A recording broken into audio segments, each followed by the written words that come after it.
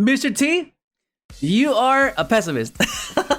If you just joined, I went over some of the issues that the deck might be able to have. And this is a one of, but like this is like just one of those situations where you do see this happen, right? Or if you open a Veiler as well, Veiler and Adventure stuff, you can still do combo, which is, it's a convoluted way to do it, but you can still do combo. With this deck, you have to know it. Okay, I don't mean to like undermine any of your guys' caliber of a player. It is sometimes just result speeder and win.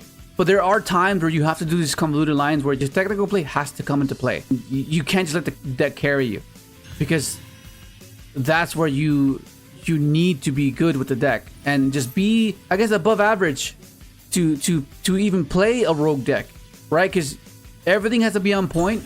Otherwise, you're gonna be like interacting and freestyling incorrectly. You know what I mean? Like, so you have to keep in mind. But let's say you go for this. You cheaper this here. So then you go chain one. Like this is more vulnerable to the Biru, but it plays around other hand traps compared to the other. You know what I mean? So you setting up the SD line, because the SD line gives you an immune speeder, right? So if they imprint this, it doesn't matter. If they mourner this, it doesn't matter, because you have speeder anyways, right? Because you just summon the Stardust from deck, right?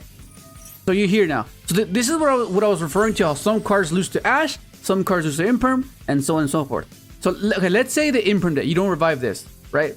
Then you just summon this and they Ash you there. Okay, then you're cooked. That's 2 hand traps. But they need to have 2 hand traps, specifically those particular ones. But if they don't, then all you do is you summon the Stardust from deck, right? And then you have immune speeder here, right? Or ashing this, then that's perfectly fine too, because now all you do is you just increase this, and you go into the spatter, and then let's say this Stardust didn't summon because they ashed your elimination, but you have access to Stardust anyways, because you at the beginning of the turn you summoned it off its effect. So now it puts them on 2 hand traps again.